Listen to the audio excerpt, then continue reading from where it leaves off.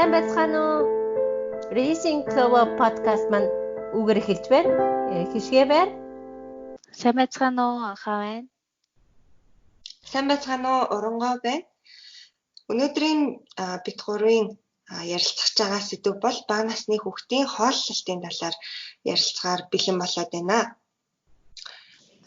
Юуны төрөнд бага насны хүүхдийн хооллолт гэхээр хамгийн эхлээд эхийн сүү буюу хөхөр хооллолт болон хуурай сүгээр уугжих зэрэг ордог байгаа. Тэгэхээр юуны төрөнд подкастаа эхлэхээс өмнө сонирхолтой хэдэн баримтуудыг та бүхэндээ сонсгоё гэж бодлоо. Эмэгтэй хүн ээж нар маань одоо нэг бүтэн өдрийн турш хүүхдээ хооллоход буюу одоо нөгөө хөхөөр хооллоход зарцуулдаг энерги нь болохоор нийтдээ 7 майл буюу монголоор километрт хөрвүүлэх юм бол одоо 1 майл чинь 1.6 орчим километр болж байгаа юм. Тэгэхээр нийтдээ 11.2 километр алхасантай тэнцдэг юм байна. Нэг өдөрт хооллоход зарцуулдаг энерги нь. Тэгвэл сайн энерги зарцуулагддаг юм байна шүү дээ. Тэгээ яагаад турдгүй болоо? Би яг тийм бодлоо. Тийм нэг баримт байд юм байна. За тэгээд мөн дараагийн сонирхолтой баримт маань болохоор ерөнхийдөө нийт эмэгтэйчүүдийн 4.3 орчим хувь нь хүүхдээ баруун хөхөөрөө илүү их хооллолдог. Ямар сонирхолтой. Миний лавдаг би лавдаг зүүн хөхөөрөө хоолдог. Тэгээ миний зүүн хөх айгүй том болцсон. Баруун зүүн. Тийм юм бэ би ч гэсэн. Чи баруунаараа хоолдог гэж үү? Үгүй зүүнээрээ түлхүү хооллох гэдэг байхгүй. Тэгээд би тийм учраас хөхөөлөх болгоод аягуулсан байж ахгүй нөгөө том үүдэрээ буруу хөхүүлээд бас том жижиг болсон байж. Дараа. За тэгвэл дараагийн факт нь бас их сонирхолтой. Та хоёр хүүхдүүдээ ингээ хооллохоор хөхүүлэхээр бүх хөхөндөө байгаа бүх сүүгийг чинь хүүхд чинь уугаад идээд ч юм уу. Дуусгадаг гэж бодож байна уу? Үгүй баха. Үгүй бах гэж бодож байна. Миний лавдаг заримдаа үлдчихэд би тэгээ урсаад байхад нь ял хөхөөд өгөөч гэдэг ингээд заримдаа хүчлээд үдээ. Би болохоор ихэвчлэн хөхүүлждэг байх гэж бодод шүү дээ. Аах гэж бодож байна. Тэгвэл юу яд юм байна л да. Одоо ээжийн боловсруулж байгаа сүүний боломжит хэмжээнээс ерөнхийдөө 67%-ийг нь л уудаг гинэ. За. Тийм цадтлаа 67%-ийг нь уудаг л гэсэн үг юм байна л да. Тэгээд дуустал нь ерөөсөө ууж чаддгүй. Бид нар болохоор за ингээд цаахан сулалчлаа тэгээд бодоод итгэл үлдсэн хэдэн хувь нь байж л байдаг гэсэн үг юм байна. Бас нөөцтэй гэх юм шүү тий. Нөөцтэй юм байна. За нэг ийм 3 сонирхолтой баримтыг би олж ирсэн байгаа. Та бүхэнд маань таалагдсан гэдэгт бас сонирхолтой байж чадсан гэдэгт итгэлтэй байна. За тэгэхээр дэлхийн одоо жил бүр 8 дугаар сарын 1-ээс 7-ны хооронд буюу 8 дугаар сарын эхний 7 хоногт хүүхдийг эхийн сүгээр хооллохыг дэмждэг өдөр болгон тэмдэглэдэг юм байна. Тэгээд уул нь уулахгүй юм байна шүү дээ, тий? Тийм үү. Одоо энэ 8 сард юм байна л да. Тэгээд Монгол улс болохоор 1992 оноос эхлээд хүүхдийг эхийн сүгээр хооллохыг дэмжих тийм бодлогыг хэрэгжүүлж эхэлсэн юм байна. Дэмжиж эхэлсэн гэсэн үг. 92 оноос хойш. Оноос эхлээд гэсэн үг. Тэгээд ер нь бол хүүхэд эрүүлийн ихтэй эсэм мэнд өсөж тарниж амьдрахын гол үндэс нь л хүүхдийн хоол тэжээл шүү дээ. Тэгээд хоол тэжээл ялцчгүй хүүхэд төрлөө хамгийн түрүүнд иддэг хоол нь болохоор сүү байгаад байгаа тийм. Тэгэхээр нярай хүүхдийг яг зөв хооллох юм бол зөв хооллох нь болохоор зөв хооллох гэдэгт одоо тийм юу гэдэг яг хөхөө зөв амлуулах гэдэг ч юм уу эсвэл бол ингээд цадтал нь хооллох гэдэг ч юм уу одоо тэдгээр зүйлс нь болохоор тухайн хүүхдийн маань нирагийн маань хоол тэжээлийн байдал Тэгээд өсөлт хөгжилт мөн цаашлаад болохоор бүр амьдрах чадварыг нь хүртэл ингээд сайжруулдаг маш чухал хамгийн гол хоол тэжээл болвол хөхөр биш ээ. Сүү байгаа байна. Тэгэд тийм ч учраас ер нь бол нөгөө хүүхэд дөнгөж төрөнгүүт нэг цагийн дотор ангир уураг гэж юм бай. Гэхдээ ангир уургийг амлуулах хэрэгтэй гэж айгүй их ярьдаг. Тэгээд тийм учраас тэр ангир уургийг ерөөсөө алдаж болохгүй. Нэг цагийн дотор тэрийг амлуул хөхүүлэх хэрэгтэй. Монголчууд тэгж ярьдэн штэ тий. Ангир уургаа шууд төрөнгүүт нь хөхүүлэх ёстой гэж ярьдаг. Германд болохоор зэрэг тийм юм бэдгэн байлээ штэ. Айгүй сонио төрөнгүүд нь ингээл зүгээр ангир дээр нь тавьчаал одоохондоо угаасаа өлсөөгүй байгаа гэж тэгдэм билээ. Тэгээ зарим ээжнэр тэгээд ердөө яг шууд өхүүлэг болохоор зэрэг нөгөө дараа нь асуудал тулгараад идэг юм шиг санагдсан. Солонгос ч гэсэн тэгээд шууд намайг төрөхөд л манай эмэгтэйч өхүүлж байгаагүй. Ер нь миний ойр хад анзаараад тэгээ яг нөгөө нэг ангир дээр нь бол тавьдаг штэ нөгөө кенгуру юу гэдэг лээ. Тэгээл аваавч нөгөө тустай өрөөтэй бол аваавчдаг. Тэгээ яг тэрийг айгүй чухалчилж хөхүүлэх гэж ингэж яадгүй юм лээ. Тийм үү. Тэгээ хизээ навчирч хөө. Тэр намайг л 2 цаг яг унтуулад амрах ёстой гэж 2 цаг байгаа л тэгээд яг төрснөөс хойш 6 цагийн дараа илүү тэгжсэн шүү дээ. Хөхүүлж болно гэд. Ангир уурах чинь хамгийн чухал гэж монголчууд тэгдэж шүү дээ. Хамгийн чухал гэдэл тэгдэж шүү дээ. Угаасаа нөгөө бас та хоёр мэддэг нөгөө малын уураг гэд иддэн шүү дээ. Тийм.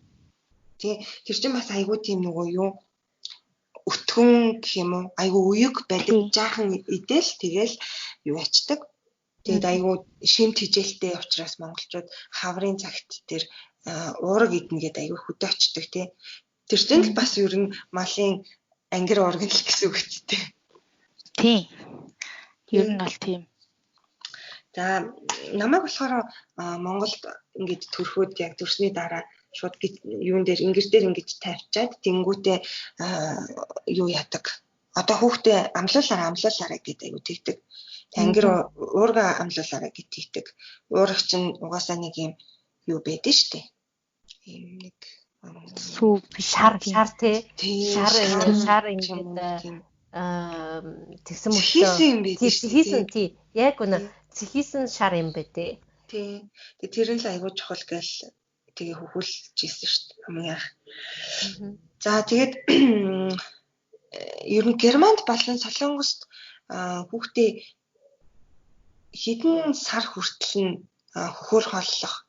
За тийм ээ хөхөөр хооллохыг дэмждэг вэ? Эхний 6 сар л авдаг яалтчгүй хөхөөр хоол гэдэг. Тэгвэл энэ нь бас яг ижлэх юм байна. Монголд бас төрсний дараа эхний 6 сар эхийн сүүгээр дагнан хооллох хэрэгтэй гэж зөвлөдөг. За төөрч засахгүй ер нь бол одоо нөгөө 2 нас хүртэл нь бас хоолных нь хажуугаар өссөн үед нь хөхүүлэх хэрэгтэй гэд тэрийг бас эмчнэр сануулдаг байхгүй юу. Тэгээд тэгж байгаа хүүхдүүд буюу 6-аас 23 сар хүртлээ 2 нас хүртлээ үргэлжлүүлэн эхийн сүүгээр хооллсон хүүхэд болохоор бусад хөхүүлээгүй хүүхдүүдтэй харьцуулах юм бол одоо нэг суулгалт өвчнөөр нас барах эрсдэл нь 2.8 дахин бага байт юм байна. 2.8 дахин гэхээр айгүй өндөр байгаа.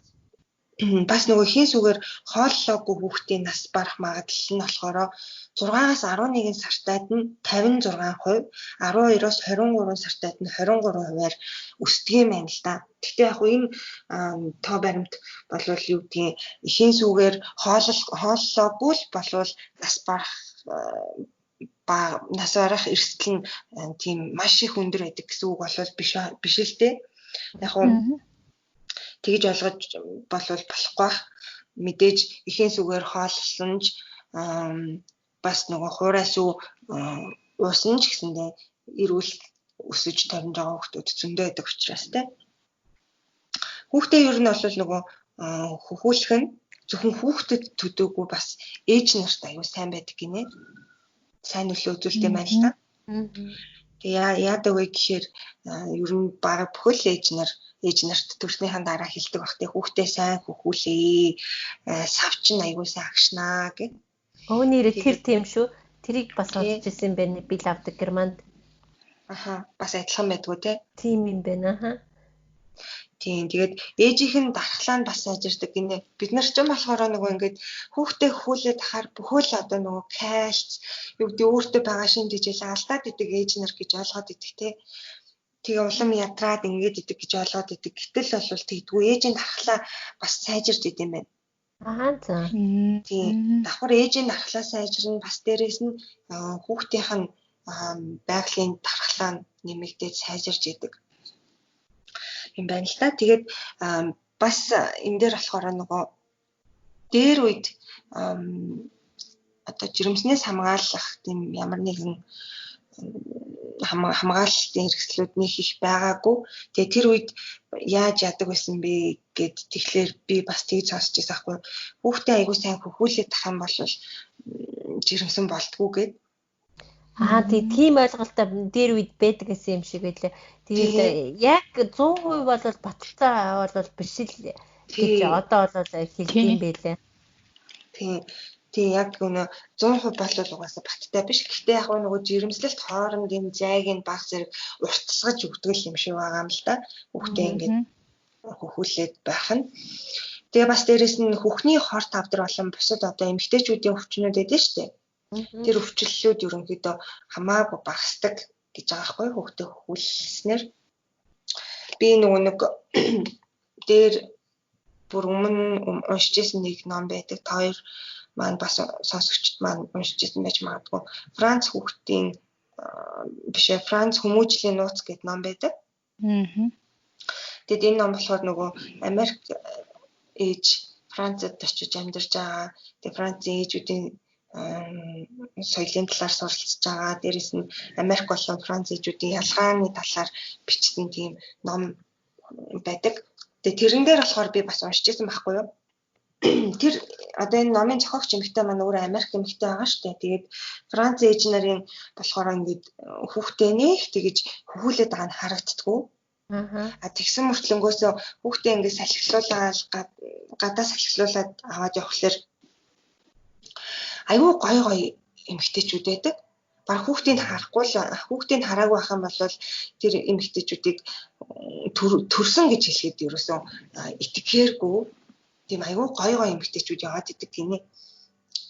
Аюу тийм турахай юу гэдгийг гоо сайхандаа аюу анхаарсан.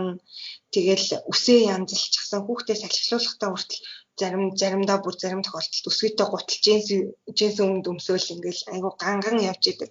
Өөрсөндөө аюу их анхаарал тавьдаг гэсэн. Тийм эмэгтэйчүүд Франц ээж нар ер нь тийм байдаг юм байна л та. Тэгээд тэрийг нь гахаад ингээ яга хүүхдээ ингээд хоол юу хөхүүлдэггүй болоо гэдэг ингээ гахаад харж исэн чинь тэр талаар бичсэн байна. Тэгээд Франц ээж нарын болохоор 63% нь тодорхой хэмжээнд хүүхдээ хөхүүлдэг гинэ. Тодорхой хэмжээнд. Талаас илүү хувь нь яг хуу эмнэлгээс гарахтаа хүүхдээ хөхүүлсээр байдаг боловч ихэнх нь дийлэнх нь удалгүй бүр хөхүүлэхэ болдог гэж бичсэн байна. Тэгээд урт хугацаанд буюу одоо бид нар шиг тий 2 нас хүртэл нь за үгүй ятгахнаа бид нар чинь заавалжгүй 6 сар хүртэл нь хөхүүлэх ёстой гэдэг тэгдэж штэ тийм зөвлөмжийг даадаг. Гэтэл Франц ээж нар болохоор тэгэж урт хугацаанд хүүхдээ хөхөөр хооллох тохиолдол нь бүр маш ховор байдаг гинэ. Гэтэл нөгөө нэг Америкт болохоор нийт ээжүүдийн 74% нь тодорхой хэмжээнд хүүхдээ хөхүүлдэг. Тодорхой хэмжээнд хөхүүлсээр байдаг урт удаан хугацаанд 3-ны 1 нь болохоор хүүхдээ 4 сар хүртэл нь дан хөхөөр хооллолсоор байдаг. Энэ бол нөгөө Франц ээж нарын хажууд харьцуулах юм бол бас арай урт хугацаанд хүүхдээ хөхөөр дагнаж хооллолдог гэсэн тийм харьцуулалт байгаад байгаа байхгүй юу? Тийм. Тэгээ яагаад юу н хүүхдээ ингэж нэг их удаан хөхүүлдэггүй гэж та хоёр бодож байна Франц ээж нар? Тийм нэг өөрийгөө бодд юм болоо гоо сайхнаа Тэгэл эсвэл шүү дээ ажилд ордог ч юм уу. Тийм. Энэ Хөл очин тэгэл айгүйх ажилтай шүү дээ. Одоо ингэж байнга одоо цагаар бүр багт нь бол цагаар хүүлэн, нойр орхон хүүлэн, шөнө оройг хүүлэн тий. Би бол нэ түүхээс сонсч ирсэн юм байна. Эртээр үед болоод том одоо ноёдуудын эхнэрүүд те ердөө хүүхдүүдэд төрсөлснийхаа дараа бол ердөө хөхүүлдэггүй сарчаар хөхүүлдэгсэн. Тусгай тийм хүүхэд хөхүүлдэг ээж нартай байсан юм билэ. Тэгээд нөгөө өөрсдийнхөө хөхөөнүүдийг нөгөө хэлбэрийдэг нь авч үлдэхийн тулд тэгээ ингээд өөрсдийгөө тэгээ хөхөөрөө тэгэж ингэж гайхуулдаг юм уу те. Тэр үуч чинь ингэж Европынх нь бол ялангуяа ингээ хөхөө ингээ баг ил гарсан шахуу тийм палажнууд үүсдэг байсан шүү дээ тий. Тэгээд ингээ доороос ингээ өргөгдсөн ингээ дээрээсээ ингээ айгу харагддаг тий. Тийм болохоор тэднэрт бол ердөө хөхөө бол айгу их анхаарч тэгээд хөхүүлдэг байсан юм билээ. Ядаж гэсэн Европын соёл бол тийм. Харин Америк руу яагаад тэр соёл орж ирээгүй гайхал байна. Ягаад гэвэл Америкчууд чинь бол яг өвгдээд нь бол бас л Европчууд штэ тий. Тэгээд айгуу сонин юутай. Яг энэ номон дээр болохоор бас яг гарч байхгүй. Та хоёрын маань саяны дэвшүүлсэн таамаглалууд бас бүгдээр ингээд хүмүүс айгуу хин таамаглалуудыг дэвшүүлдэг гинэлтэй. Гэтэл яг юу нь болохоор шалтгаан нь болохоор айгуу сонин. Ер нь дийлэнх Монгол эмэгтэйчүүдэд таалагдахгүй байх гэж бодож байна шалтгаан нь. Юу вэ гэхээр Франц нөхрүүд одоо эхнэр нь ингээд төрж байхад өөдөөс нь хараад ч юм ингээд яг төрж байхад нь хажууд нь байхыг нэг тийм юу ядаггүй таашаадгүй тийм. Яг тэрнтэйгээ адилхан эмэгтэй хүний хөхийг болохоор бэлгийн бус зорилгоор ашиглагддаг зүйл гэж үзэхгүй байхыг хичээд юм байна. Тэгэхээр зэрэг одоо эрчүүд бол хөхийг бол зөвхөн одоо бэлгийн харьцаанд л ороход хэрэг болдог тоглоом гэж хардаг. Тэрнээс биш хүүхэд хоолдог одоо гэдгээр бол ердөө харахыг хүсдэггүй гэж. Тийм. За ер нь бол тийм яг тэгж ойлгож болно. Энэ дээр бичсэнчлээ. Яг бүгд бол тийм биш. Гэхдээ нэг тийм соёл тэнцээ ингээд үлдсэн, суудсан байгаа даахгүй тий. Тийм болохоор эмэгтэйчүүд нь болохоор нөхрийнхөө хажууд аль болох ингээ хүүхдээ хөхүүлдэггүй гинэ. Эсвэргээрээ нөхрүүд нь эхнэрээ хүүхэд хөхүүлж байгааг нь аль болох харахгүй байхыг хичээдэг. Тийм амар тийм жаахан дургуутсан мэрч юм шиг шалтгаан байгаа. Тэгээд ерөнхийдөө Францын зарим нөгөө хүүхдээ хөхөөр ингээд удаан хооллохыг ирмэлцдэг цөөхөн ингээд цөөн тооны ээж нар байдаг юм байна. Гэхдээ тэд нар нь болохоор эргэн тойрныхноос нь ирдэг дарамт нөлөөллүүдийн улмаас ер нь бол тийм удаан урт хугацаанд хүүхдээ хөхүүлж чаддгүй гинэ. Ерөнхийдөө л хүмүүс эргэн тойрных нь айгүйх нөлөөлдөг гэсэн. Тэгэхээр бүгдээрээ л хүүхдээ тийм удаан хөхүүлэх шаардлагагүй ер нь тэр дэмий зүйл гэж үздэг гэдэг нь эндээс харагдаж байгаа. Тийм юм. Тэгээд яг нөгөө улс орон болоод өөр ингэсэн онцлогтой өөр ингэсэн нийгмийн дарамттай байдаг л ахал та. Түүний нэг нь бол одоо хүүхдийг удаан хугацаагаар хөхүүлэг. Энэ германч ч гэсэн тийм л дээ. Яг нэгээс дээш нэг наснаас дээш хөхүүлээд ирэхээр хүмүүс гайхдаг л да.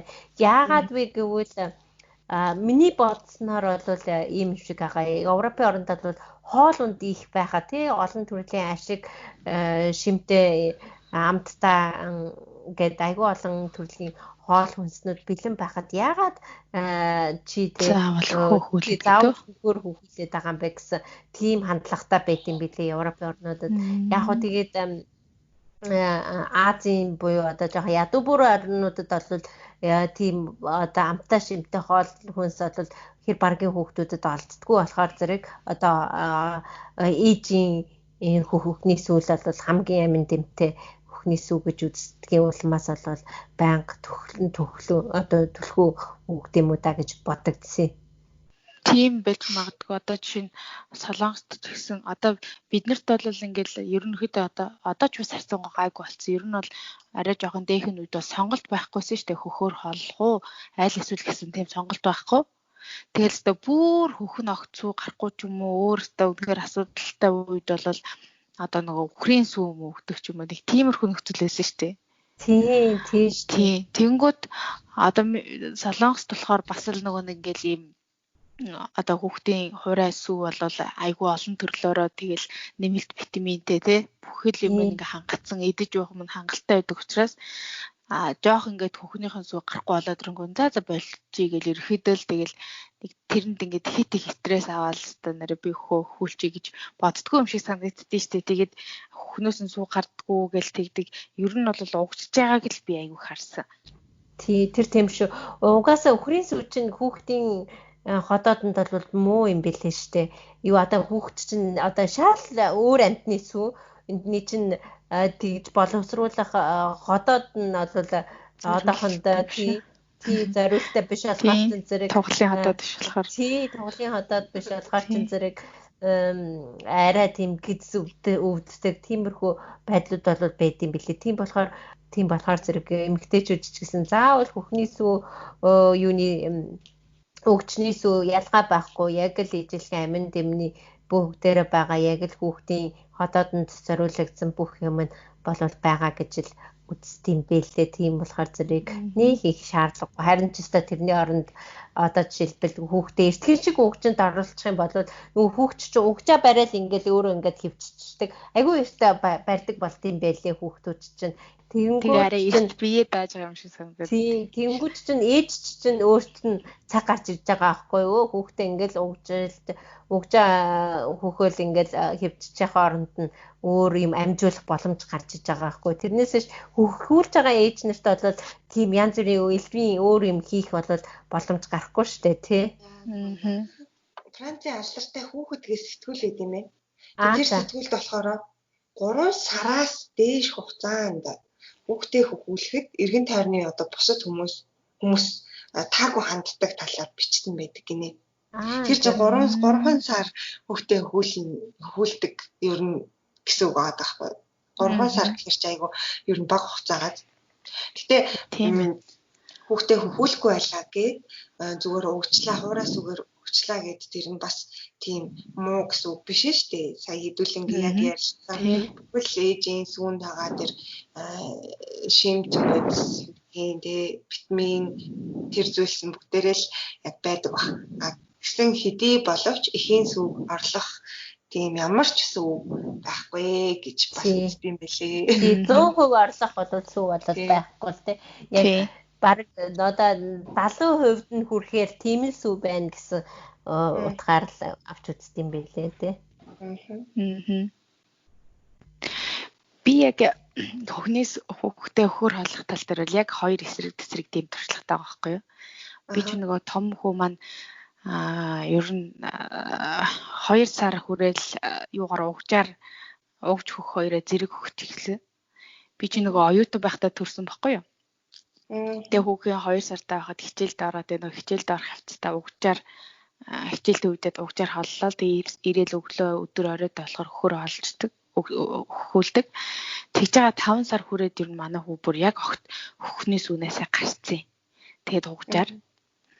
Тэгээд ер нь бол яг тийм нөгөө одоо ажилтай ч юм уу те хичээл сургуультай тийм шалтгатай хүмүүст бол угжаар угчих нь арай юу юм бэлээ. Одоо нөгөө өөр юм хийж болдог. Цаг цаваар гардаг гэдэг түрүү хэлсэн яг үнэлэлтэй. Одоо орой унтахт нь жишээ нь угжинд нь сүүгийг хийж өгөөл тэгэл жоохон том болчих юм бол одоо жишээ нь 7-8 сартай болчих юм бол өөрөө барьж байгаа л хөгж байгаа л тэгээ унтаад өгдөг яг нормороо. Тэгээд ингээд шүн ингээд дуйлаад ч юм уу нөгөө угжаанд ихэд тах нэг гайгүй яг ингээд тогтмол нөгөө нэг хөхнээс үгүй том бол яг цагаар холцохоор айгүй амралцдаг байхгүй юу. Тэнгүүд одоо би баг гүдэр болохоор яг хөхөр хооллохоор яалчгүй ингээл нөгөө ингээд хөхөр хооллож ингээл суугаал тий. Тэгээ ямар ингээд 2 хус харуулаад болчихгүй тэгэл хөхүүлээл нөгөө талан хөхүүлээл. За тэгээд унтахт нь бас ингээл хөхүүлээл хөхүүлж байгаа л. За тэгэл унтаал дэрэнгүүд шүн мөн яг нэг тодорхой нөгөө хүн зүж арайж байгаа шингэлцэн арай хурдан байдаг гэсэн. Тэгээд одоо шүн нэг удаа ч юм эсвэл унтахаас өмнө бүр оройхон тийш манай хүүч нөгөө эрт унтдаг болохоор бүр өөрөө унтахынхаа өмнө заавал хөхүүлэн тэгэл өглөө босон тэгэл нөгөө хүүхэд маань ингээд дуртай үед мөн ихэд идэт юм болчтой юм санагдсан шүү. Нөгөө хөхн ингээд байнга шууд ингээд бэлэн ингээд шууд гарч ирээд өгчдөг. Тий, яг гоо. Арай нэг юм яг нэрэ цаг завын хувьд бол арай их юу орж байгаа юм л та. Хөхүүлэхэд бол арай их цаг их орж байгаа юм. Нэрээ би нэг асуулт асуух уу? Асуулт асуух гэж гурлаа нэг юм харьцуулт маяг юм. Одоо Монголд бол ингээд нөгөө ээжнэр гудамжинд ч юм уу гадаа ингээд хөхөн гаргаад хүүхдээ хөхүүлдэг штэ. Тийм. Тэгэхэд бол ер нь ингээд гудамжинд суугаад төрөө хүн хүүхдээ хүлжээвэл Монгол хүмүүс нэг өвөө ямар сони юм бэ, ямар заваа юм бэ ч юм уу яас ичдэггүй юм бэ гэж ер нь харддаг бах те. Би нэг тэгж боддгоо штэ. Айгүй нэг юм нормал хэвэн л үзэгдлээдэг те. Тийм зүгээр. Би Солонгос таахуудаа ингээд эмгэлтэй нөө төрчөөд төрсний дараах тасагтан байжсэн чинь нөө тийч эргэлт ингээ хамаагүй оролдог штэ. Тэгээ миний нөгөө тасагт нэг өөр нэг Солонгос хүн нэвтчихсэн чинь гаднаас нөхөр нь орж ирж байгаа ингээд юмараа ингээд тагал гэд намайг хүүхдээ хүлээсэн чинь тэгээ би яг анх ингээ ойлгохгүй ингээд яагаад ингэ гэдгсэн чинь ингээд урталт нь ингээ юмаа байр гэдэг юм миний даав хүнжлийг ингээд урд бариулаад тэгээд нөхрөө оруулж ирсэн шүү дээ. Тэгсэн чинь харин нөгөө ингээд босод хүмүүсийн нүдэндээ ч юм уу тэр зам эрэгтэй хүний өмнө ингээд хөхөн гараад хүүхдээ хөхүүлэх одоо тийм хүлдэг юм билээ. Тийм айгуу сонио. Тийм Германд ч ялгаагүй. Германд ч гэсэн ердөө хэр баргийн тэгж хөхөө ингэж гаргаж хөхүүлж болтгоо. Тэгээд би олон тохиолдлуудыг бол сонин дээрээс уншиж ирсэн юм байна. Одоо жишээлбэл нэг хүүхдээ автобусанд явж байгаад хөхүүлсэн чинь автобусны жолооч нь хөөж гаргасан байна ч гэдэг ч юм уу. Айлсэл бүр нэг алдартай хүн хүүхдээ кафед кафе шопд сууж агаад хөхүүлчихсэн чинь бас хөөж гаргасан гэд тэгжсэн гэд тиймэрхүү мэдээнүүд бол айгүй гардаг. Тэгээд би том хүүдээр бол бас хэр баргийн болоод гадуур хүүгээ хөхүүлэхээс зайлс хийдэг гэсэн аль болох хөхүүлдэг байсан. Аль болох гэртээ хөхүүлчихэл тэгэл гадуур бол ингэж явж байгаа л. Тэгээд яг хөхүүлэхэр бол яалччгүй ингэж одоо даавгаар ингэ дээгүр ингэж тавьж байгаа тий. Тэгж жагаад хөхүүлдэг. Тэгээд одоо баг хүдээр бол арай чөлөөтэй болсон. Ерөнхийдөө бол эрхээ бол би мэддэг болсон тийм эмэгтэй хүн ялангуяа хүүхдтэй хүн болол сайгүй хүүхдтэй яг бол хөхүүлэх хэрэгтэй гэдгээ бол мэддэг болсон. Тийм болохоор зэрэг бас за одоо эрх зөрчигдөх юм бол шууд хуулийн газар хандахаар тийм мэддэгтэй болохоор зэрэг одоохондоо бол энэ тэнд бол айдгүй. Гэхдээ яг хүмүүс ингээ эвгүй хараад ингээд байх гэдгээс үднэс бол одоо юу яадаг альчуур дээр нь тавьж байгаа хөхөөстэй юм да тий. Нэг юучгүй ингээ хөхөө ингэж гаргаж ирэл ингэж одоо би ч нэг том хөхөхгүй болохоор чинь зэрэг нэг юу яахгүй л дээ. Гэхдээ ингээд ерөнхийдөө бол миний хол ингээд заавал ингэж тийм одоо хөхний одоо хүүхд хөхүүлдэг тийм тусгай юунууд ч байдаг штэ. Подолкнууд ч байдаг. Цамц подолкнууд яг ингээд авсраар нь гаргаж ирж ингэж хөхүүлчихэл тэгэл ингээд буцаад юутэй нуумал маягтай тиймэрхүү байдаг. Тэгээд тиймэрхүү маягаар л хөхүүлт юм байна. Би болохоор ерөөсөө нэг тийм амар юутай одоо яг юу гэдэг тийм тэмцэлтэй ерөөсөө таарлаж байгаагүй. Угсаа Монголд ч зүгээр л хэвийн л үзэгдэл юм чаа. Тэгээ яг нөгөө нэг саяхнаас ер нь эн чинь Европын орнуудад тэгээ Америк гэнтерт айгүй тийм хурцдмал асуудал болсон шүү дээ. Тэгээд ээж нар энэ тал дээр айгүй их нөгөө байр суурь илэрхийлээд яагаад ээж нар ингээ хүүхдээ хөхүүлээд хүүхдээ хооллож жоход хин нэгнээс ичээд ч юм уу ингээ байж ах хэвээр. Гэтэл бараг л Тэгээ нүцгэн шахуу ингээл явж байгаа эмэгтэйчүүдийг зүгээр гэж хараад байгаа гэдэг байдлаас айгүй байр суурь ээжүүд илэрхийлсэн эмэгтэйчүүд. Тэгээ тэрний хүчинд тэрний ач тусаарч их одоо дэлхийн нийтээр арай нэг тэрэн дээр уяатаа ханддаг болсон гэж харж байгаа. Тийм ба.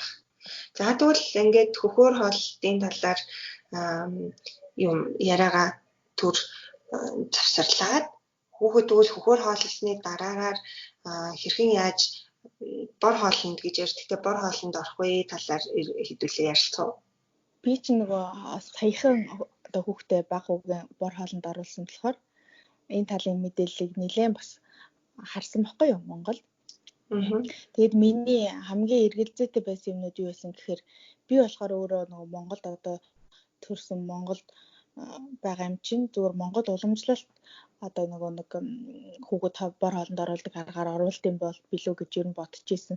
Тэнгүүд Монголд байсан ерөнхийдөө ээжнэр болохоор юу зөвлөдсөн бэ гэхээр будааны шүүсээр оруулах хэрэгтэй одоо нэг өнгөр тогтоох хэрэгтэй гэж яриад тэгээд би ер нь жоох нэг хэсэг эргэлзээдсэн баггүй юу. Тэгээд яг хүмүүс ингээл зөвлөгөөгөө харах голдуу будааны шүүсээр оруулсан гэд хийцэн байсан. Тэгж яагаад би нэг одоо хоол зүйч мэргэжилтэй доктор дэд профессор гэд пүрвж ав гэж юм байсан баха тийм хүний одоо нөгөө яг одоо хүүхдийг хэрхэн бор хоолнд оруулах гэсэн тийм лекцийг сонссон. Одоо фэйсбүүкээр. Тэгсэн чи тэн дээр юу гэж яригдсан бэ гэхээр одоо манайхан болохоор заавалчгүй л ерөөсөө нэг номерт нь будааны шүүс өгөх ёстой гэж яриад байдаг нь бол яг тийм зөв гэж бол үзэхгүй гэж тэр хүн хэлсэн байгаа. Тэгээ яагаад вэ гэхээр хүүхэд маань өөрөө угаас нөгөө нэг хөхөөн ч гэсэн хөхнийхээ сүүч гэсэн боловсруулж байгаа юм чинь тодорхой хэмжээ нөгөө нэг хоолнд ороход бол ингээд бэлтгэгдсэн байгаа гэсэн үг шүү дээ.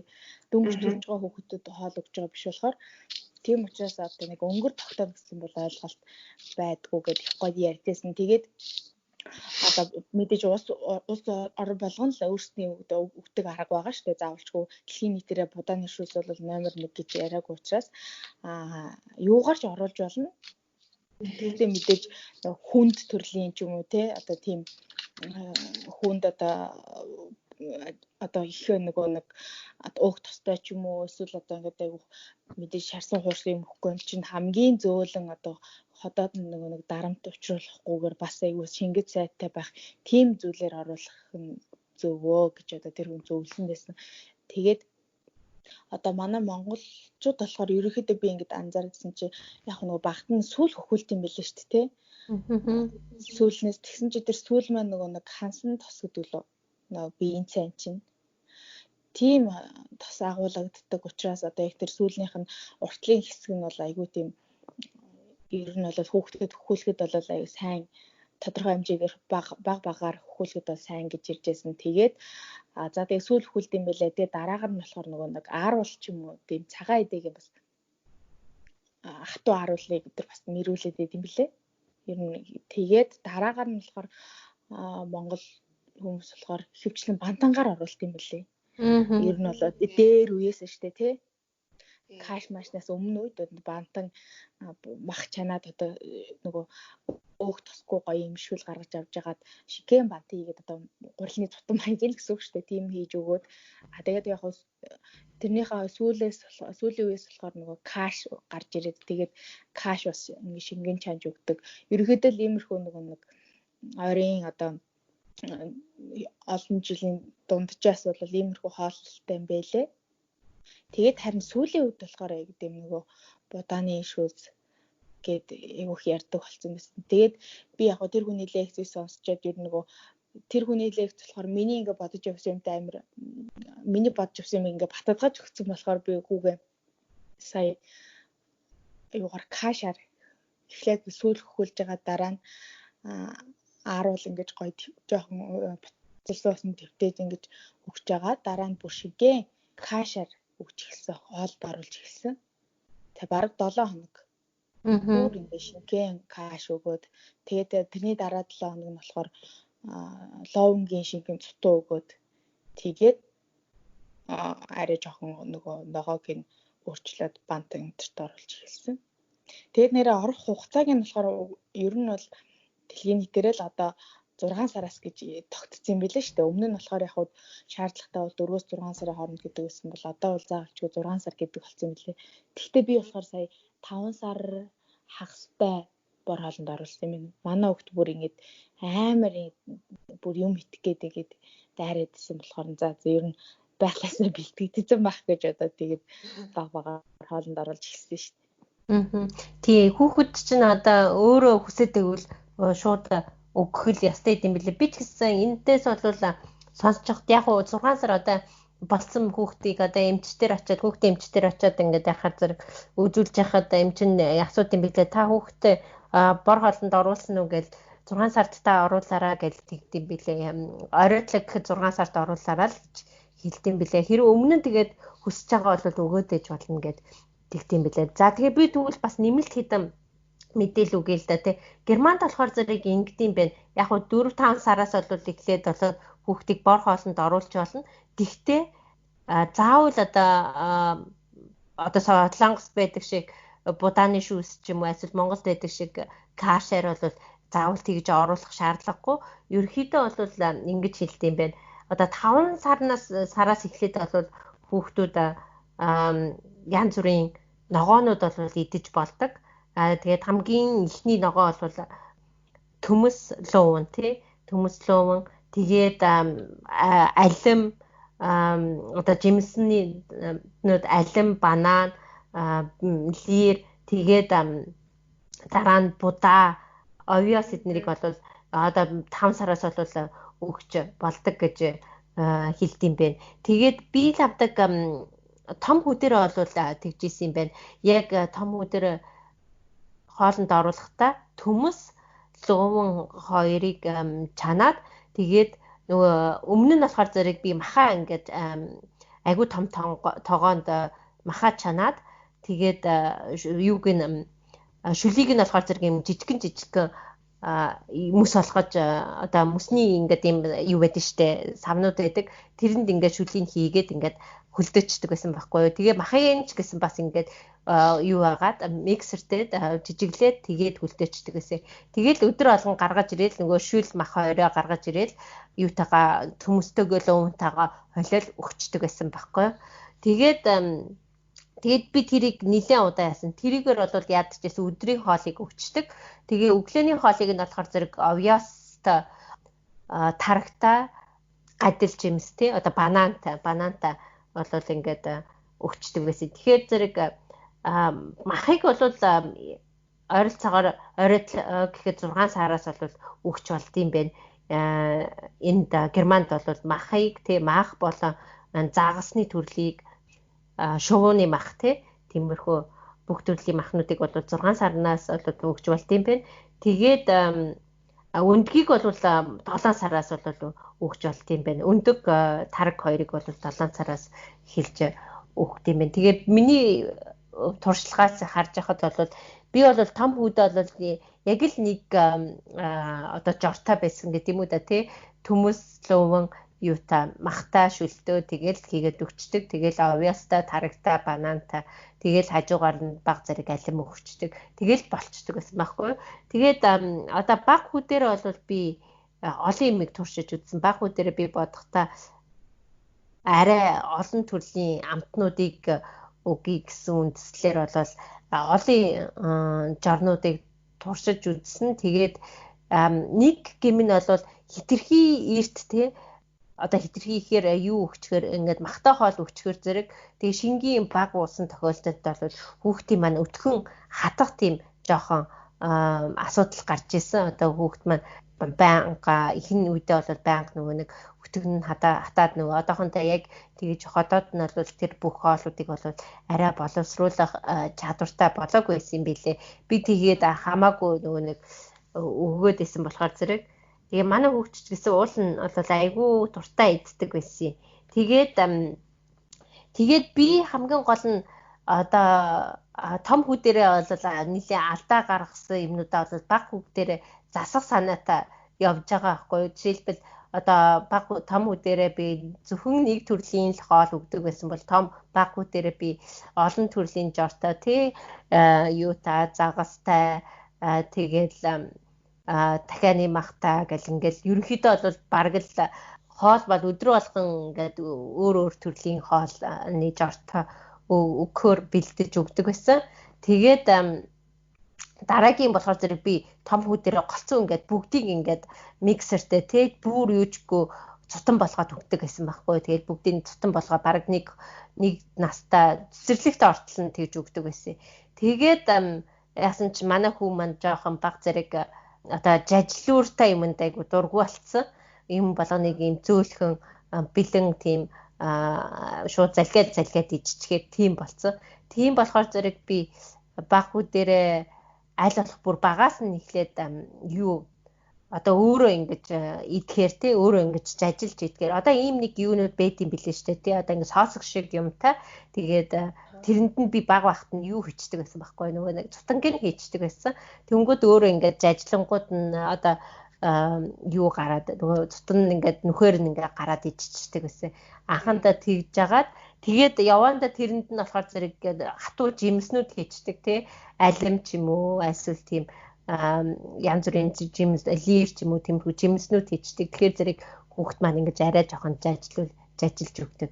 Тэгээд аль болох тийм жажлууртай юмнуудыг бол бас өгч эхэлж байгаа. Тэгээ би энэ юунаас Германд ингээд юу асан судалгаа хийсэн судалгаанаас харж үзэхэд бол хүүхдүүд бол бүр 4 сартаагаас эхлээд бол тийм хатуу юмнуудыг бодлол амандаа хийх чадвартай байд юм байна.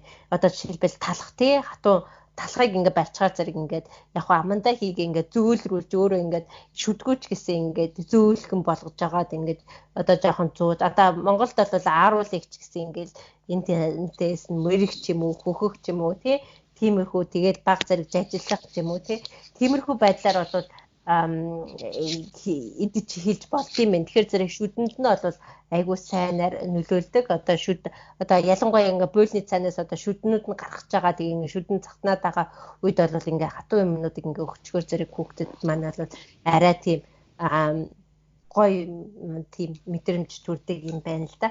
Тэгэхээр зэрэг бүр 5 сартай оройдлоо гэхэд 5-6 сартай болоход нь бол яалтчгүй тийм хатуу талах ч юм уу тиймэрхүү хатуу юмнуудыг бол бариулчихад бол ер нь хүүхдэд маань эрүүл юм байна гэдгийг бол олж тавтаасаа.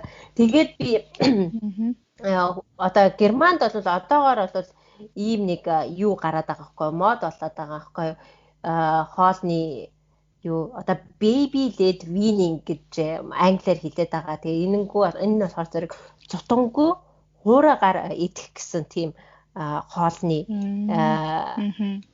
соёл ерөөхдөө бол мод болж байгаа. Тэгээд энэ юу гэсэн үг гэвэл одоо цутанг аль болох өгөхгүй тийм бэлэн ингээд урд дээр үж чинь болвол тэгэж цутан гэж байдгүй байсан тэгээ голцсон цутангийн оронд харин ингэж өгдөг байсан юм байна л да хүмүүс одоо хүүхдтэй ингээд зажилж байгаа л өөртөө зажилж байгаа амнаасаа ингээд өгчдөг байсан.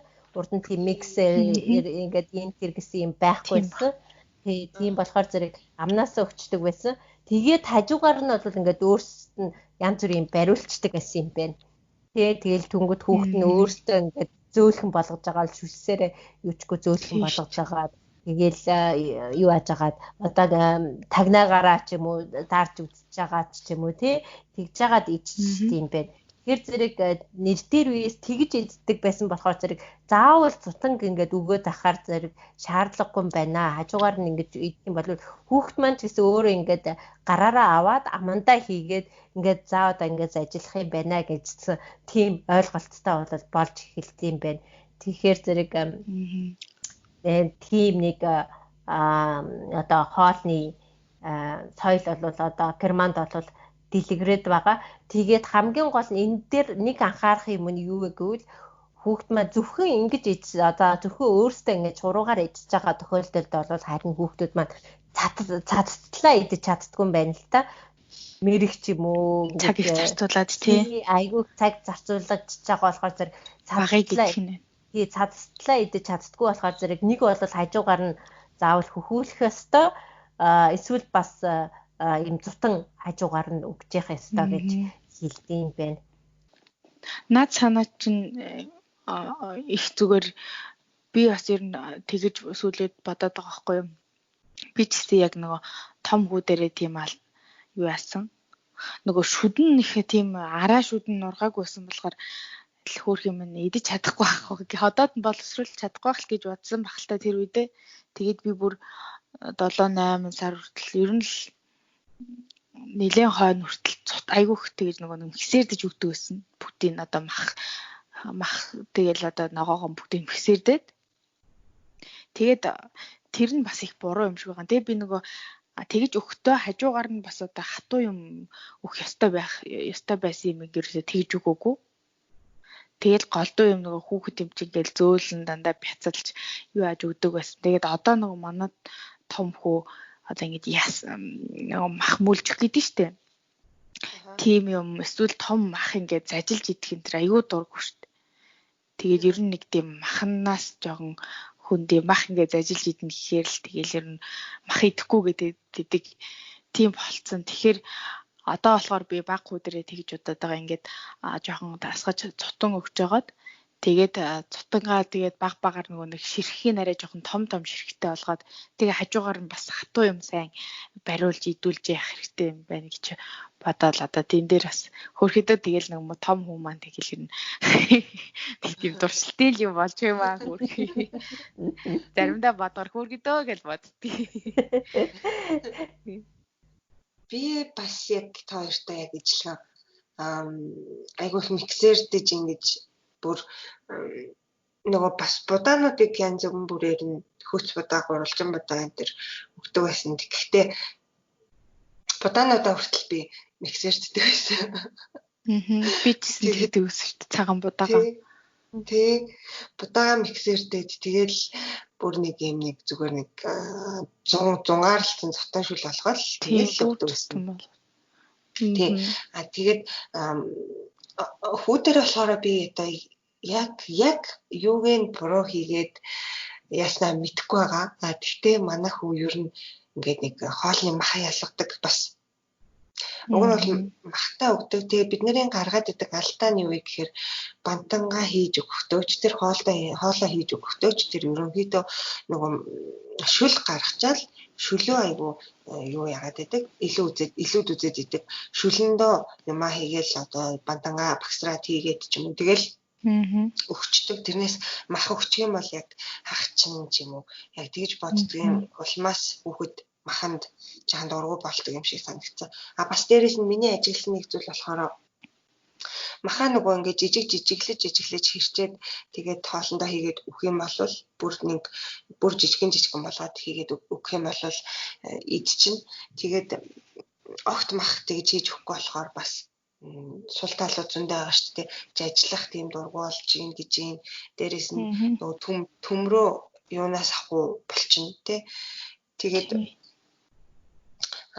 олон төрлийн бас нөгөө ногоог төлхөө хэрэглэж хийж өгөх нь зүйтэй юм шиг үлээ. Манай хүү бас одоо ер нь л бол ногоо иддэг байхгүй. Төмөс хаяада идэн заримдаа идэхгүй. Тэр ч одоо хамгийн л нөгөө юу наад захын юулээ элбэг байдаг хүнсний ногоо штэ Монгол төмөс гэтэл төмсийг баг нэг хаяа заримдаа иддэг. Нөгөө багт нь л тийм олон төрлийн ногоо идүүлж сургаагүй болохоор тийм болдог юм шиг үлээ гэж анзаараад байгаа ш. Тэгээд хамгийн гол нь эмчнэрийн зөвлөдөг нэг юм юу вэ гэвэл хэрэв эмзэг ходоодтой хүүхэд болвол эрдэн шашнууд юм биш үү? Тий шашнууд. Тэднийг бол аль болох орой идэж үг гэж хэлт юм байл. Яагаад гэвэл эдгээр нэг юу жоохон том хүүхдүүдээ жоохон томорсон хойно бол өгөх ёстой гэдэг юм билээ. Яагаад гэвэл эдгээр жоохон гиз дүүргэх тийм ногоонууд юм билээ. Жоохон ингээд дүүргээд хийгээр дүүргчдэг. Тэгээ зарим хүүхдүүд тэгээ тэр нь гизийг нүггээд тийм талууд бол байдаг юм билээ. Ер нь тийм хүүхдтэй хооллолт бас тийм амархан биш юм шиг байгаа мó. Тий хитрхи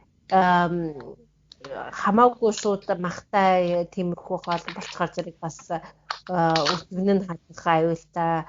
Тэгээл тиймэрхүү хий үсгдэг ногоонууд бол тэгээ бас гизийг нь өвдгөх боломжтой гэл. Тэгэхээр зэрэг тэгэл бас хичэрхий их нөгөө нэг амар их анхаарал янз бүрийн мөхгүй байх чи бас нөгөө талаас эрсдэлтэй болчих واخгүй. Жоо томроод ирэхээр янз бүрийн мэдэж чадахгүй эсвэл харшилтдаг болдог ч юм уу тий. Эсвэл гидсэн ингээд амархан тавгуурхэд идэх ч юм уу. Яг үнэ. Ерөнхийдөө нөгөө нэг тийм Монгол үг гэдэг чинь ихийн нийцээж туглын тураахгүй гэдэг шиг. Аль алийг л та хамгийн боломжоор л тааруулж л өгч явах хэрэгтэй юм шиг байна. Яг үнэ. Тий. Тэгтэл амархан биш үү дээ. Тэд нар чинь жишээ нь хүүхэд одоо итгэхгүй гэл тэгвэл тэгэл хэцүү шттэ. Одоо манай том хүү бол ингээл мах бол ер нь л идэхгүй. За тэгээ өөх бол бүр идэхгүй. Тэгэл ямар тэгээд амраа нь бүр хийгээд талтай нэр тэгэл аль болох идүүлжил байгаа. Тэгээд миний ажигсан юм гэвэл яг үнэн чиний хэлдгээр бол хүүхдүүд бол одоо айгүй их хоолнд дурггүй те ердөө голдог ч юм уу тиймэрхүү байдлаас гарч ирчээд байгаа юм шиг сан хаасайгүй те Монголчууд те нийтээрээ тийм болчиход байгаа. Нүү нэг арай элбэг дэлбэг болоод ирэхээр зэрэг хүүхдүүд маань автоматар өөрсдөө юу ачт юм шиг байгаа. Одоо бүгдийг идэхгүйгээр одоо за зөвхөн энийг идэх гэдэг юм тий өгчдөг юм шиг. Бид нэр тэр нь жоохон сонголт бага байсан шүү дээ. Тий. Бид нэр бага байсан болохоор бид нэр бүгдийг идчихдэг байсан. Тэгээд нөгөө нэг хамгийн гол нь тэгээ бид нар чинь бүгдийг идэх тэгээ тийм боломж байдгүй байсан болохоор чинь зэрэг яг таарлсан тохиолдолд л идчихдэг. Хэрвээ тийм боломж гараад ирсэн байсан бол бас л яг ингэж хинж байгаа байсан байна тий. Тэр зэрэг нэг бодлын болвол бас хаасайг уустай орон даяар бол одоо хүүхдийн тархалт бол ихсээд байгаа штэ. Хүүхдийн одоо тархалт тий. Тэгэхээр зэрэг нэх юу ч гүч хүрээтлээ турчаагүй л бол за болоод байгаа байх гэж бодох ёстой юм шиг байлээ. Тэгэхгүй болохоор зэрэг бас хитрхи нөгөө санаа зовоод хүүхдээ хооллоод байхаар зэрэг хүүхдүүд маань айгүй хурдан тархалах тийм юу асуудал бас үүсэх магадлал гараад ирж байгаа юм билээ. Бас би бас нэг асуулт асууя та хоёроос. Гэмит асуумар санагдлаа. Хүүхдийн нөгөө хооллолтын талаар ярьж байгаа учраас хооллолтондоо та хоёр маань давсны хэрэглээ, бас чихрийн хэрэглээг яаж зохицуулж байсан туршлага юу байна? Одоо бас баг хүүхдүүд дээрээ хэрхэн яаж зохицуулъя гэж бодож байна. Би өөрөө их давс баг хэрэглэдэг. Ер нь өөрөө нөгөө би ер нь давсгүй юм ч гэсэн идэж чаддаг. Хүмүүс чинь идэж чаддгүй шүү дээ. Огт давсгүй юм. Би бол ингээд огт давсгүй усанд мах чанаад идсэн ч айгүй амттай идчихдэг байхгүй юу? Тэгээд тийм болохоор ер нь нэг хүүхдээ багаас нэг давс заавал ингээд давснаар ингээд юу яагаад тахгүй хоолнд одоохондоо бол одоо жишээ нь манай баг чинь 6 сар гарна одоо 7 сар хүрч байгаа. Одоохондоо давс идэг байгаа. Нэг хоолнд нь хэрэглэхгүй байгаа. Тэгээд том үгээ ч гэсэн би бас тэгжсэн. Нэг их тэгж баг сартад нь бол давс их өгөөгүй. Тэгэл аажмаар хоолнд нь баг хийж байгаа л тэгэл нөгөө нэг хүүхчин нэлээд томроод аав ээжийнхээ хоолнд иддэг болдог штэ. Тийм ой гартал нь ерөөхдөө давсны хэрэглээг айгу бага л байх гэсэн сахарыг ч гэсэн. Тэгээд энэ бас нөгөө юу юм шиг байгаамаа. Ээж хүний хувийн нөгөө үзмжээс болоод тах шиг байгаа. Одоо би өөрөө сахар их бага хэрэглэдэг, давс бага хэрэглэдэг учраас хүүхдтэй одоо яа намтгүй ах болоо яах болоо гэж санаа зовхгүйгээр аль болох бага хэрэглүүлж исэн. Тий. Чи бол айгүй эрүүл иддэг хүүхдтэй хүн байсан юм шиг байгаа тий. Баг давс иддэг, баг чихэр шоколад янз бүрийн элбэг иддэг тий. Тэр зэрэг болчихж байгаа. Миний хувьд бол давс ч яг нэг их шаардлагагүй ч гэсэн ерөөхдөө бол банк давстай бол хоол иддэг. Бүр давсгүй болчихоор зэрэг амтгүй болчиход байгаа юм шиг санагдтыг. Гэхдээ би баг том хүүгээ болвол төрүүлсний дараа л шууд би мэдэж авсан юм юу вэ гэвэл хүүхдүүдийн маань одоо дотор хэрэгтэн тий ялангуяа илэг, уушиг, зүрх, бөөр гэл ингээл бүх дотор хэрэгтнүүд маань тэгээ ходоод тий ер нь бол бүгдээрээ боловсролж дуусаагүй байгаа штэ тий айгүй дөнгөж эхлэл дээрээ байгаа. Тэгээ ялангуяа бөөр эднэр чинь бол яг боловсролж дуусаагүй байгаа болохоор зэрэг ингээд давстай хоол идэх юм бол энийг маань ингээд цэвэршүүлж чадахгүй хүүхдэд маань хор болох аюултай байдаг гэж би мэдэж авсан. Тийм болохоор зэрэг хэр баргийн том хүүгээ бол ой хүртэл нь лавдаг давстай хоол өгч байгаагүй дандаа давсгүй хоол тустаа тий давсгүй хоол хийгээд өгдөг байсан. Тэгээд жоохон томроод ирэнгүүт нь бид нэр өөрсдөө хамт хооллоод их ирэнгүүт өөрсдийнхөө давсыг ч гэсэн багасгасан.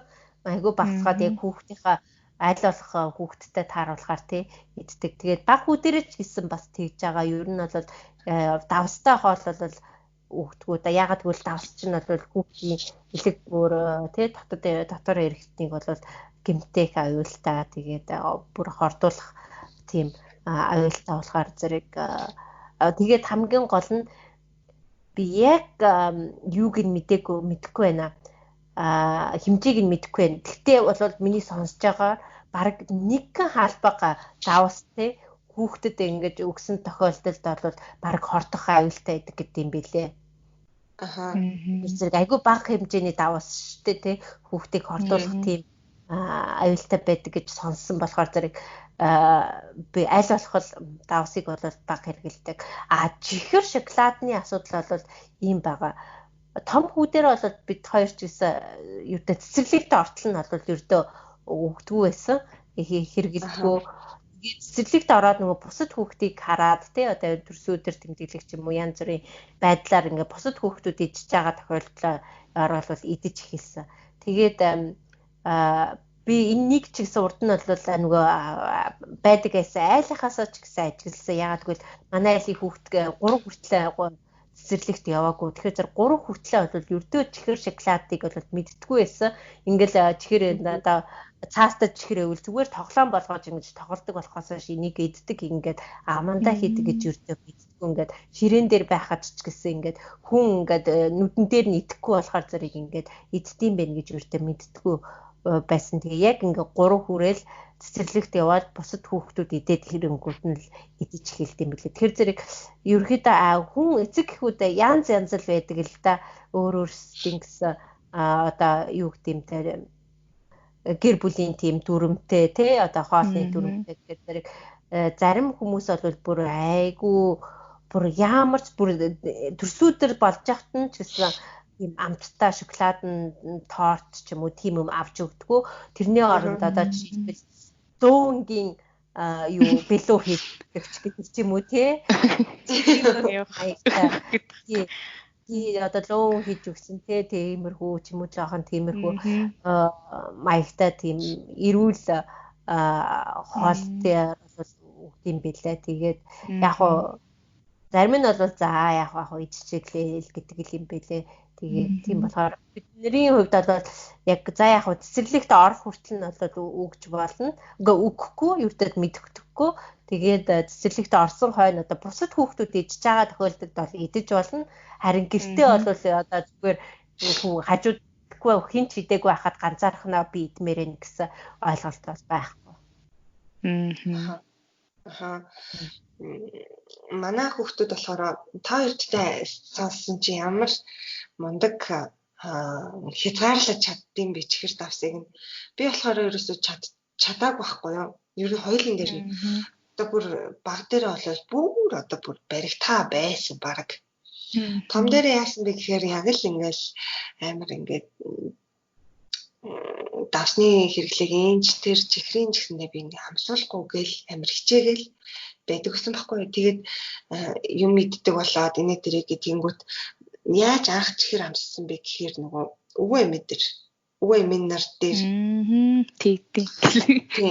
тийм яг үнэ нэг манай яг нөгөө манай аавч хоёр дээр болохоор ингээд хамт байдаг гэсэн учраас хамт өссөн гэх юм уу да охин битээр хамт манай аав ээжтэй байсан учраас би ингээд өөрийнхөө талаас юугаа хэлчихэж байгаа байхгүй тий би чихэр хамсуулахгүй тэгээ банданд нь би бас давс ерөөсөө хийхгүй гэдэг ингэчихэж байгаа манай ээж хүртэл тэрийг аюу ингээд дэмждэг ер нь ээж тэр санааг гаргасан ч юм уу тэгээ нөгөө хадам ээж дээр ингээд очихоор нөгөө хөөрдөөд л тий эрхлүүлээл тэгээд нөгөө ингээд чихэр амсуулаад идэг гэсэн байхгүй тэгээ би шууд ингээл юу штэ болохгүй үгүй битээ гэж хэлж чадахгүй байхгүй. Тэгээ яах юм бэ? Ингээ би ингээ чихэр ерөөсөө одоохондоо амсуулмаар байна гэж хэлж байгаа юм л да. Гэтэл ер нь ингээл амсуулаад идэг гэсэн тэгсээр байгаа л тэгэл заг буцаж гэртээ ирээл нөгөө аав ээж хоёрт ингээ чихэр эзэн мэт ингээл хэлэнгүүт нөгөө чинь заг гэл тэгсээр байгаа л ер нь ингээ чихэрэнд орцсон. Чихрийг бол уул нь баг аймаа хүртэл юм уу ядаж амсуулахгүй гэж бодож исэн боловч тэгж чадаагүй. Давсан дээр ч гэсэн юм адилхан дөө давсгүй бол хийж өгөөл давсгүй бантай хийж өгөөд гэсэн уул нь хүүхд маань болохоор идээд идэг гэтэл өөр бусад хүмүүс харахаараа яг наача одоос тахчаа амнаас унчих гэж байгаа юм хүүхдэд өгөөд юм гэж хараад идэг. Тэгэл тэгсээр байгаа л мэдгүй бас л айгу эрт давс бас идсэн. Манай хоёулаа одоо давс чихэр хоёрыг хашраадаг амар санагдчихэв. Тий. Би наадах юм бас юу ингэж хараад байгаа байхгүй юу. Одоо би нөгөө том хүүдэрээ Солонгост байсан болохоор хинч надад одоо тэг хүүхдээ чихэр манай хүүхдээ чихэр амсуулчи одоо давс хийгээч гэж хэлэхгүй. Бүх юм миний дураар байсан байхгүй юу. Тэгээ би хүүтэйгээ ерөөсөө чихэр иддэггүй байжгаад 6 мургаан сартад нөгөө Монголд ирээд цагаан сараар ирсэн баггүй юу. Тэгэнгүүт л тэгэл нөгөө нэг өвөө юм чи за яах вэ ганц чихэр идчихье. За ганцыг л өгчий гэл тэгэл өгдөг байсан. Тэгээ ер нь манай хүү бол бас одоо бол ер нь жоохон чихэр шоколаданд дуртай тэгтээ яг нөгөө айгуус хязгаарлалдаг л та нөгөө би өөрөө идэггүй болохоор гэртээ тэгээ чихэр шоколад авч тавихгүй. Тэгэхээр бас харьцаагүй гайгүй. Тэнгүүт сая баг хүүдэр яасан бэ гэхээр бас нэг одоо Монголд ахаар хажуунаас ингээд манай ээж мэж ингээд хэлээд байгаа байхгүй. Давс жоохон сахар ийм одоо каш чанжуг гэдэг байгаа байхгүй юм нөгөө чамдаг каштайгээ сайхан ингээд масл хийгээд Монгол гоё юу вэ? Цэцгийн тас хийгээд ингээд жоохон сахар хийгээд давс хийгээд ингээд чанж өгөөч гэдэг юмаг. Хаас юм өөхий. Тэгэхээр ч наа түүх чи хоолн дургүй болчих штэ гэж юм ээ. Тэгээд ингээд яг ийм байдлаар оролцоод байгаа хгүй. Тэгээд бүр одоо жишээ нэг гэрт амьдрах юм бол тэгэл байнга маргалтаад байх хэцүү. Тэгэл одоо зарим нь бол аргагүй ирэхин тэгээд тав сахаранд оруулахаас өөр аргагүй болцдог байх. Тийм. Тэгэхээр энэ хөндлөнгийн хүмүүсийн нөлөө бас айгүй ороод идэм шиг байгаа. Одоо миний ингээд яг бодит байдал дээр харж байгаа. Тийм. Тийм байж магадгүй Монголд тий. Тэгээд хамгийн гол нь хүмүүс бодохдоо эн чинь сахаргүй юм чинь амтгүй байх гэд бодоод идэв. Тэгэхээр зэрэг сахарыг бол орлуулах юмнууд зөндөө идэг байхгүй. Одоо жишээлбэл банан байна тий. Банан ч гэсэн өөр ингэсэн сахартай одоо чихэрлэг байгаа. Алимыг сайхан үрж яагаад хийчиж болж байна. Тэгээд луун ч гэсэн өөр ингэсэн бас баг зэрэг чихэрлэг амттай штэ тий. Тэгээд тэрийг нь л яг нөгөө байгалийн чихэрлэгийг нь бол ашиглаад ингээд амт оруулж хүүхдэд өгөх ёстой гэдэм билээ. Тэрнээс биш нэмэлт тийм одоо цагаан сахар бол ёстой хийж басгүй. Тэгээ яг нэг талдаа бол миний бодлоор яг нөгөө хүү амтан хажууд хэлэхгүй болохоор зэрэг алдаа бол гаргадаг тий. Тэгээд нөгөө талдаа болохоор зэрэг тэгээ хүмүүс яг ингэж зөв хэлэхгүй болохоор зэрэг бас хэцүү бүр их алдаагаар нь. Тий бүр их алдаа гараад. За ерөнхийдөө бол болцсон дуусгаад цаг ч гэсэн нилээ явцсан ба шүү дээ. Тий цаг нилээ явцсан байна. Тэгээд гурлаа ингээд өнөөдрийнхөө подкастыг дуусгаад тэгээд дараагийн подкастаар сонсогчтойгоо дахин уулзцгаая тийм ээ. За тий. Тэгээд бас нэг юм хэлчихье. Сонсогчд маань ч гэсэндээ хүүхдүүдээ хэрхэн яаж хооллолдог туршлагаа бид нартай хуваалцаарай. Хэрвээ бидний хийж байгаа подкаст таалагдах юм бол лайк дараад цааш нь түгээгээд шеэр хийгээд өгөөрэй. Бас дээрэс нь subscribe дараарай гэж хүсэж байна. Тэгээ та бүхэн маань бас комент бичиж бид нартай санал бодлоо хуваалцахад бид нар маш их баяртай байх болно гэдгийг бас хэлмээр байна. За баяртай.